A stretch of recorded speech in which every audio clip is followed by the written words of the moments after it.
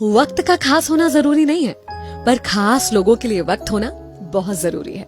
94.3 my FM से मैं हूँ विनी आपके साथ और सुनाती हूँ कहानी आपको रोशन की, जो अपनी माँ से दूर एक दूसरे शहर में रहकर जॉब किया करता था। एक दिन रोशन के पास माँ का फोन आता है। फोन उठाते ही माँ कहती है कि रोशन, प्रेम अंकल नहीं रहे।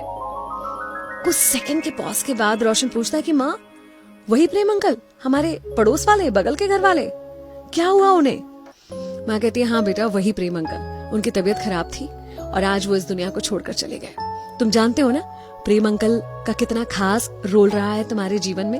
तुम्हारे पिताजी के जाने के बाद एक वही तो थे जो एक पिता तुल्य व्यक्ति का प्रभाव तुम्हारे जीवन पर छोड़ पाए। हाँ माँ, मैं आज जो कुछ भी हूँ प्रेम अंकल की वजह से ही तो हूँ। उन्होंने ही मुझे समय की कद्र करना, उचित व्यवहार करना, अपनी जिम्मेदारियों को समझना, क्या क्या एक आदमी को करना चाहिए, वो सब कुछ उन्होंने ही तो मुझे सिखाया है। मैं जरूर आऊंगा माँ उनके फ्यूनरल के लिए। शाम की फ्लाइट पकड़कर रोशन शहर आ जाता है। बहुत दुख होता है उसे प्रेम अंकल के बारे में सुनकर जानकर फ्यूनरल के बाद, लेकिन एक बार उसकी इच्छा होती है कि मैं प्रेम अंकल के उस घर में जाऊं जिसमें बचपन का बहुत सारा समय मैंने गुजारा है। घर में अपनी माँ के साथ घुसता है तो उसे कहता है कि माँ, सब कुछ वैसा का वैसा है जैसे बचपन में था। ऐसे लग रहा है जैसे कुछ साल पीछे चला गया हूं मैं, कुछ नहीं बदला यहाँ पर। घर देखते देखते अचानक से कोने में जाकर रोशन रुक जाता है। माँ पूछती क्या हुआ? वो कहता है माँ, वो बॉक्स नहीं है यहाँ पर। कौन सा बॉक्स? माँ ने पूछा। बोलता है एक छोटा सा बॉक्स था गोल्डन कलर का, उसमें ताला लगाकर रखते थे प्रेम अंकल। जब भी मैं उनसे पूछता था इसमें क्या है, तो कहते थे कि ये मैं किसी को नहीं बता सकता क्योंकि इसमें वो है जो मेरे लिए सबसे ज्यादा कीमती है। कम से कम हजारों बार मैंने उनसे पूछा होगा, लेकिन उन्होंने नहीं बताया। लगता है उनका कोई रिलेटिव उस बॉक्स को ले गया। अब ये राज मेरे लिए हमेशा राज ही रह जाएगा कि उस बॉक्स में क्या था। उदास होते हुए रोशन वहां से चला गया। प्रेम अंकल को गए हुए 2 हफ्ते बीत चुके थे।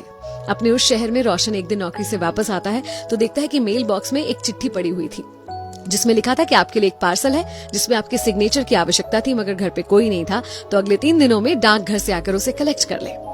अगली सुबह रोशन डाकघर जाता है तो वहां उसे एक डब्बा मिलता है। ऐसा लगता है कि कई सालों पहले वो भेजा गया था, पुराना सा हो रहा था, धूल हो रही थी, उस पे हैंडराइटिंग तक पढ़ने में नहीं आ रही थी क्या लिखा है, लेकिन सेंडर का नाम उसने पढ़ लिया। वो बॉक्स भेजा था प्रेम अंकल ने। रोशन कांपने सा लगा। बॉक्स को लेकर कार में आता है, बॉक्स को ओपन करता है तो देखता है अंदर वही गोल्डन बॉक्स निकलता है और साथ में एक लेटर होता है। उस लेटर में लिखा था कि मेरी मृत्यु के बाद ये बॉक्स प्लीज रोशन को भेज दिया जाए। रोशन की आंखों से अब आंसू बह रहे थे। लेटर के साथ एक चाबी भी थी। उससे उस बॉक्स को खोलता है तो क्या देखता है कि उसके अंदर एक घड़ी थी और साथ में एक छोटा सा नोट जिसमें लिखा था, थैंक्स फॉर योर टाइम रोशन, तुम्हारे समय के लिए शुक्रिया। उस घड़ी को दिल से लगाकर रोशन बहुत रोता है और उस दिन उसे एहसास होता है कि अंकल के लिए सबसे कीमती चीज मेरा समय था।